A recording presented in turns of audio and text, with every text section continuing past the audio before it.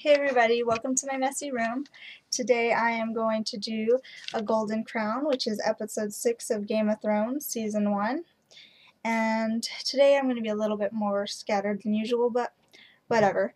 I'm going to start off with the scenes that were just, I guess, one character scenes where the character only get one scene, and because like Ned gets multiple scenes, Dany gets multiple scenes, Tyrion gets multiple scenes. So I'm just going to go to the ones that didn't get multiple scenes. So we have Bran, and he has the three-eyed crow dream again, and we're still not really told what exactly a three-eyed crow means, or what it's going to mean for the future. Is it like magical? Is it just a dream? Who knows? At this point, in the book it's a lot more in depth, but in the show they're just showing you a three-eyed crow. And Bran is finally able to ride because the sketch that Tyrion did for him of the saddle actually worked, and so he's riding, and Robb and Theon are talking about going to war against the Lannisters. And Robb is trying to do his best at keeping his calm. I'm sure he would love to just stick a sword through Jaime Lannister, but he's trying to think like a lord. You just can't make rash decisions like that. And while they're discussing that, Bran rides off and he meets a bunch of deserters slash wildlings. I'm pretty sure they were deserters of the Night's Watch who went wildling and then now are fleeing south.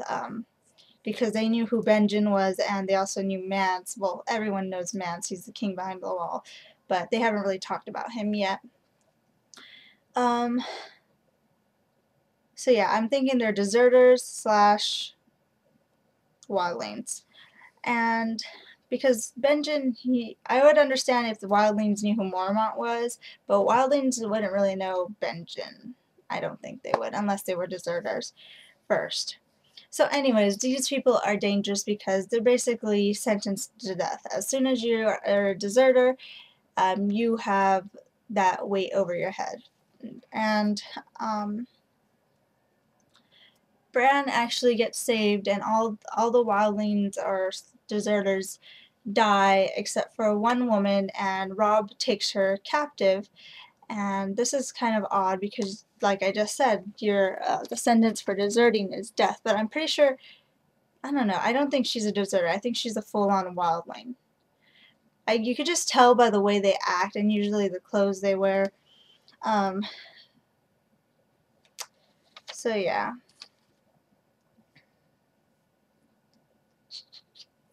And then the next scene we get is Arya, and Arya is training, and I love this part because, she's sad about Jory, and obviously she's sad that her dad got attacked and whatnot, and he's hurt. But I like how they keep bringing up Jory. I think even with Robb and Theon talking, they brought up Jory. Because this reinforces what I said in my last review, was that the Starks are really connected to their men and everyone who surrounds them. That's the Stark honor, that's the Stark way of just life. I mean, if you're gonna, it's not just like, oh, you work for me so you do my bidding. It's no, oh, you work with me, you dine with me, you fight with me, you live with me, you die with me, kind of a mentality there, where I think Ned Stark himself always says, like, the lone wolf dies but the pack survives. So it doesn't matter, you don't really have to have Stark blood, but if you have men loyal to you, you need to be loyal to them in return, and have that kind of closeness, because that's the best kind of loyalty you can get. And therefore you have men who want to die for you, then rather than men who are just putting their life on the line for payment or for just the fact that they're under you. So I think that's pretty awesome that they keep mentioning Jory, because he's an example of how close the Starks were with those who worked with them. And then the next scene, we get a Sansa scene, and Sansa just being usual hormonal teenager, and just rude, and I like that because it just shows you like that her age that she's in, and the kind of person she is. She's just kind of one of those prissy people, and just one of those rude, attitudey teenage girls. And then we also have her falling back in love with Joffrey. And I love this because I was getting kind of concerned because the last time I talked about Sansa, I believe I was concerned that she was being too, I guess, independent, how she was realizing Joffrey would never love her, and she was,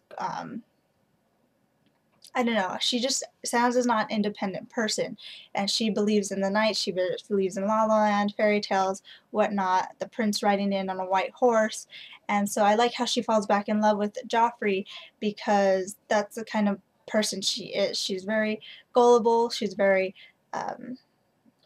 I guess, easy to convince when, you know, a handsome young man who's a prince comes up and like, says, like, you're my lady, blah, blah, blah. It just shows you how easy she is to woo, and just that little girl mentality that she has.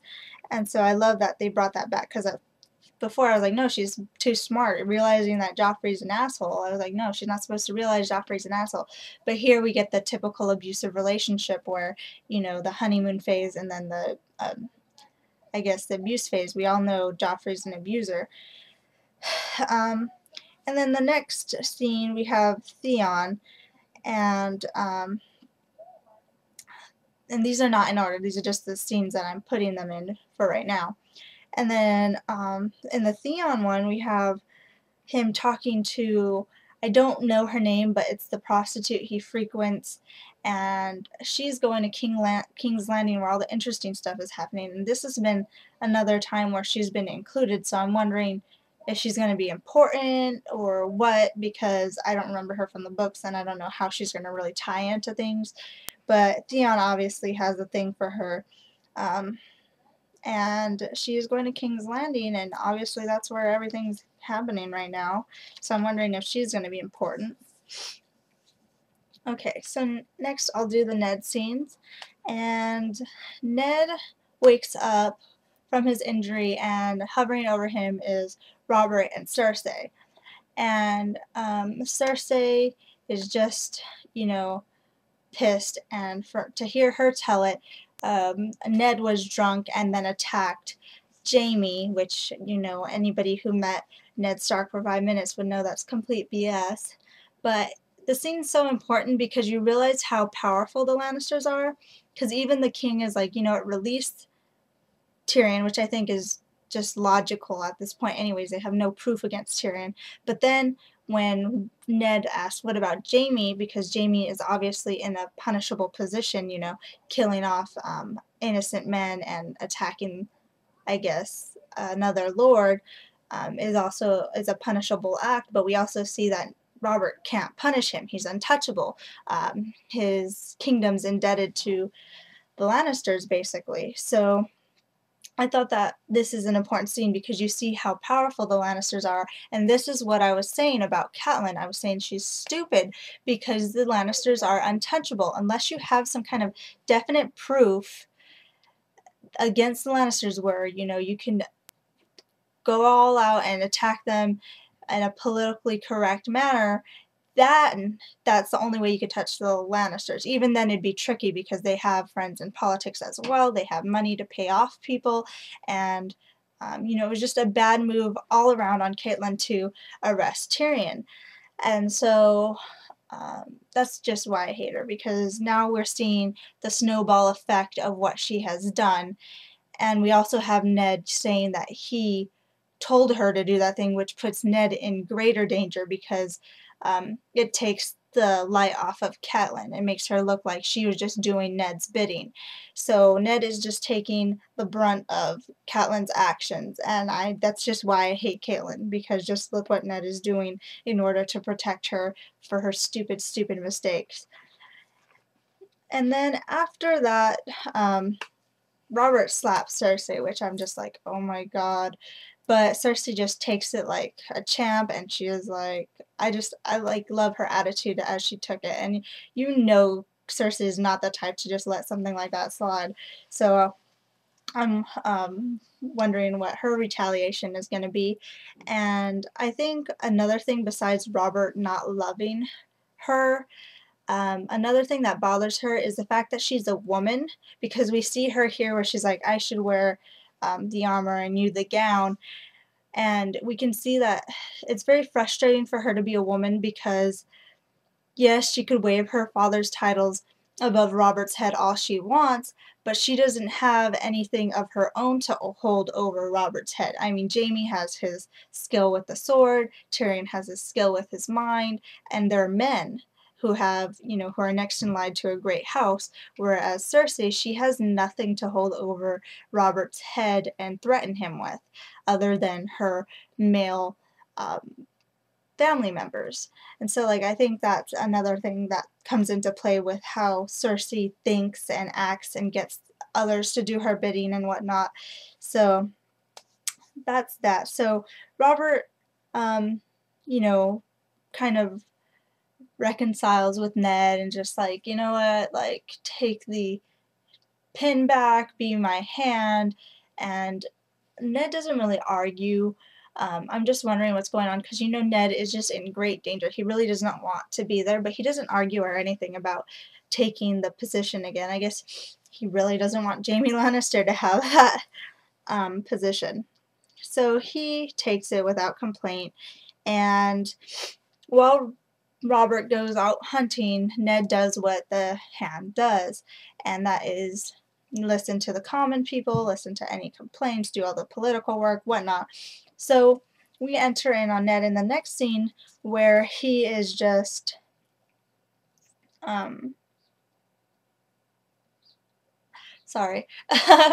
where villagers come in and they said their whole like little town got raped and pillaged and all this terrible things happened, and the man they described doing it happened to be Gregor Clegane.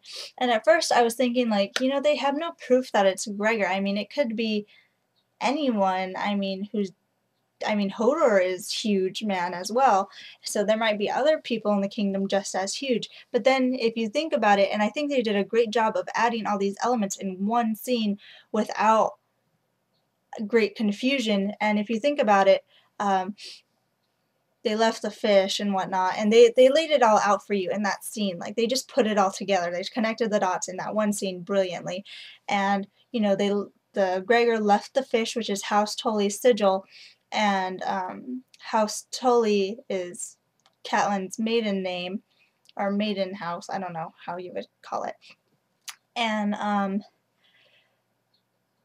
since she took Tyrion, and Tyrion's father is Tywin, and Gregor's bannerman is Tywin's bannerman is Gregor, they kind of just connected all the dots. And then also, if you just think about these times, getting armor and getting a band of all these elite kind of people who have armor, horses, and whatnot, they have to come from some kind of a wealthy, I guess, family or barony or something. And so obviously it couldn't just be any random huge man. It had to be someone who had connections to power. So all of that put together, they figured out it was Sir Gregor, and it's kind of sad because Gregor Clegane's a knight and he's supposed to be a protector of the realm, and he's doing all this. So Ned's like, okay, Beric, and we meet Beric Dondarrion, so keep his name in mind. He might come into play later. I'm not sure how the show's going to do it. So Beric is sent out to kill Gregor, that is the man Ned sends to do his justice, and then he says send a letter or a raven to Tywin to come to King's Landing, basically to kind of explain why his bannermen are out raping and pillaging. And I think that this is not something Ned is doing because he hates the Lannisters. I think if this was his own son, he would have dealt the same justice, because this is what Ned does. He deals out justice honorably, fairly, and obviously, even though he knows Gregor is not Tywin himself, he doesn't, I don't know. I'm trying to figure out what I was going with it here.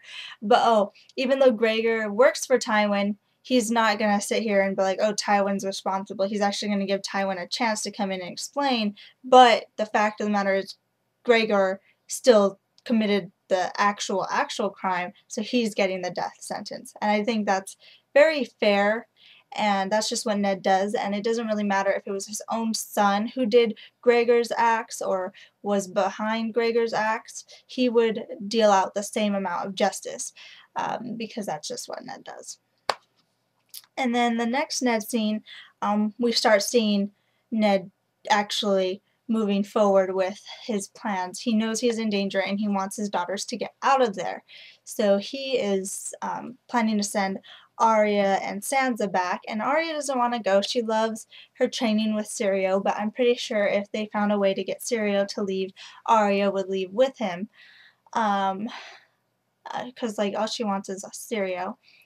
And also, I forgot to say in the Arya chapter where she's training, I just love how Syrio sends that message, like, you know, danger is not going to ask you if it's okay to come. Danger is going to come anyways, and you have to be prepared for anything. And so Arya wants to leave with Syrio at the very least.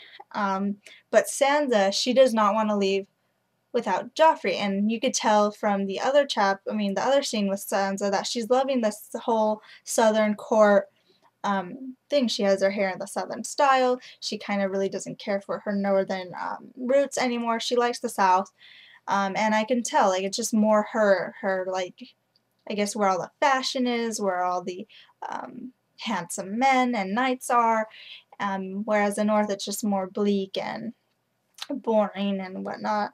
And they do have knights, but they're probably more like Starkish and whatnot, while the more flamboyant kind of knights are down south.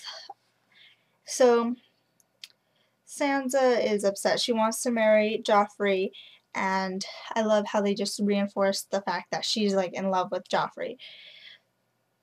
So those are the Ned chapters. Oh, wait. I almost forgot one of the most important parts. When Sansa said that she would give Joffrey children of beautiful blonde hair, that gives Ned the idea, and he goes and he looks through the tome that Jon Arryn was looking through, and he notices all the Baratheons have dark or black hair. Obviously Robert doesn't have black hair, but for some reason it said that he had black hair. So all the Baratheons have black hair, and even like all the men of the line. So that means it doesn't matter who the mother was. It doesn't matter if the mother had brown hair, blonde hair, red hair, all the children came out with black hair. And then all of a sudden we have Joffrey, who is a blonde. And I guess they don't study genetics in this time, but we all know that genetically speaking, the blonde hair would be recessive and the black hair would be dominant, and Joffrey should have black hair. But he doesn't, and neither do any of the children. And so he kind of figures out, like, hey, maybe something's going on here. Why don't the children have black hair like every other Baratheon before? So that's really important news. And then we have our Daenerys chapters. Wait. Then we have our Tyrion chapters. I'll get Dany last. And Tyrion is in the cell, the terrible, terrible cell. I don't even want to think about it. And he's trying to get the turnkey to send a message for him. After like a couple of attempts he does, and he basically says, tell them I'm going to confess my crimes. And he does the typical Tyrion thing, which is confess little silly things he's done throughout his life. And he obviously did not, well, he does not want to admit that he killed Jon Arryn and conspired to kill Catelyn's son. So, yeah, and so he, Lysa wants, well, he calls for a trial, and Lysa wants this kind of weird trial where she has the son talk to Tyrion and decide if he's telling the truth or not. And it's just like weird, because I'm pretty sure that little demented boy would want to see anyone fly, no matter who it was, because they have this huge hole in the ground where you just jump if you're guilty. But Tyrion's like, no, no, no, no, no. And he demands a trial by combat. And he obviously wants his brother Jaime to be his champion, because obviously Lysa has a champion. She's not going to fight herself. And he wants Jaime, because Jaime is actually like one of the best swordsmen in the realm. But she's like, no, I want it today, whatnot. So he asked if anybody would happen to be his champion, and of course he has like no friends there, but we have one of the mercenaries who came with Tully, well, Catelyn, sorry, Catelyn Stark, her maiden name's Tully, actually steps in for him, and I love this because it's basically like Brom, the guy who steps in for Tyrion, I don't know if they tell you his name, but Brom steps in for him, and I love this because the guy fighting him has his full plate, or I don't know if it's plate, but he has his full armor on, and he just has leathers and cloth. And instead of, you know, trying to attack the metal armor, he waits until he gets tired. I mean, he's in the leather, he's in the cloth, he's a lot more, I guess, acrobatic, he's a lot more light, he's a lot more fast because he's just wearing leathers and cloth. And the guy in the armor is getting tired, sweaty, I mean the thing is heavy, he has his visor on, and finally Brom tires him out enough, and when he's down, which is not armable at all, kills him right there. And I just love it because she's like, you don't fight with honor, and he's all like, no, but that's why I'm alive. So he didn't say that, but I'm imagining that he would say something along the lines. I mean, he did say something, but I think my version is better. So Tyrion gets to go off all free because I guess under the eyes of the gods, they fated him to be right. He's off the hook now. And so now we get to Daenerys now. And she is randomly heating her dragon eggs. I don't know if it's like her affinity for dragons or if she's just a little bit nutty like every Targaryen before her. Well, the last few Targaryens before her. And she is once again unaffected by the fire or the heat from her dragon eggs. And at first I think it was like the bath, and then I think it was something else, but I can't remember. And then now it's the dragon eggs where she doesn't hurt herself by touching the flame or the hot egg. And then we next go into her like pregnancy initiation, where I guess she has to eat a horse heart, and you know they're naming, I guess it's like the naming of the child ceremony, you know, telling the prophecies of what that child is going to do, and it's a boy and whatnot. Sorry, I keep hitting the little mic here, hopefully you guys can't hear that. So she goes through that, and her brother's really jealous because the Dothraki love her, and it's just like, obviously, she never treated them as if they were less than because she came from a different culture. She never treated them like she was superior or anything. She embraced their ways, she embraced their clothing, she embraced their language, and they embraced her back. And she sees nothing wrong with this. They're not lessers, they're equals. And while Viserys was just thinking that, oh, they're just barbarians, they're just savages, I'm not going to do anything of theirs, even though their way is obviously more, I guess it's more smart because the way of life they're living is, I guess, adapted to their surroundings. And so he's like, I'm not wearing their clothing, I'm not wearing this. And it's just like, they are doing that because it's better. I mean, it's better to wear their style of clothing in that environment than the fancy, prim kind of clothing that he was wearing. And I don't know. Viserys he's clueless, and he's like stunned that they love her, and it's just like, of course they love her. She like connected with them. She actually talks to them. She, you know, learned their language and everything, while you're sitting there acting like they're some kind of slaves. So Viserys is just like, you know what, I'm not getting my way here. So he tries to steal her eggs so he could buy her own army. I mean, buy his own army. And Jorah catches him, and he's like, look, you're not doing that. And then we find out that Jorah might love Dany. We're not sure if Viserys is just saying this just to say this.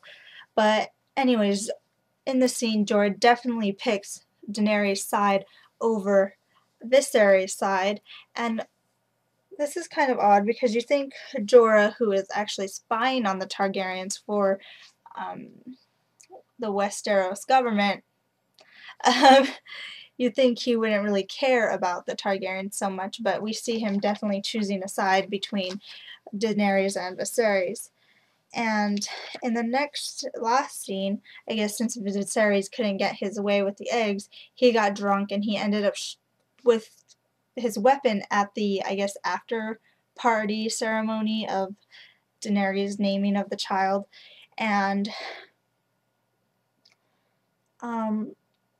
so not only is he drunk, but he's brought a weapon which is just like against, their way of life. It's just the sacred ground that they're at, and you're not allowed to spill blood, you're not allowed to carry weapons. It's just like a neutral ground. It's a place of peace.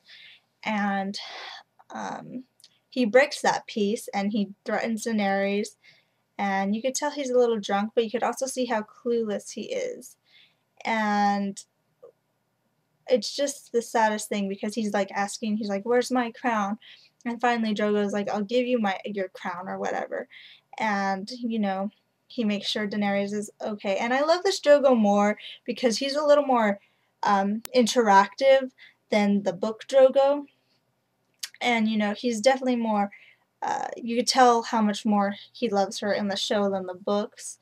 I feel like he's a lot more, I don't know, interactive is the best word, I guess.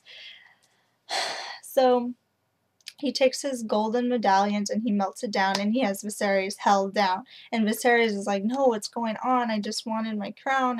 It's just so sad how clueless he is. And I guess he thought he was all good because they can't spill blood in that ground, but they didn't. Khal Drogo pours the molten gold over Viserys' head, and he dies from the heat and just a terrible death. And what I love the best about the scene, or what I love the most about the scene, is Daenerys' reaction. Jorah's like, look, don't look, don't watch, but Daenerys is just like, no, I'm gonna watch. And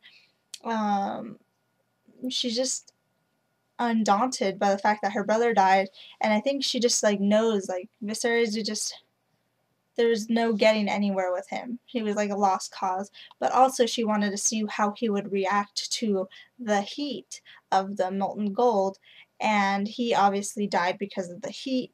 And she ends with, fire cannot kill a dragon, because she caught on, like, she's not harmed by fire, yet her brother is.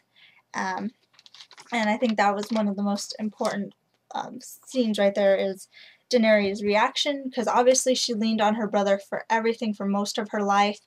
She even like did his bidding, and she kind of like just everything he said went kind of a thing, and she was in that abusive relationship. And here we see her completely free of it. She's not daunted by the fact that he's dead, and what concerned her the most was that he wasn't a real dragon. And we also see that she's not affected by fire while he wasn't. So just like, what makes a Targaryen? What's going on here? I don't understand why she has like those abilities yet he didn't. So I'm trying to figure this out, but I can't right now.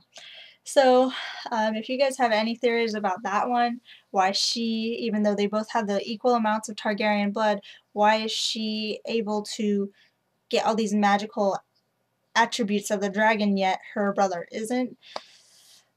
So that's the end of my review for episode 6.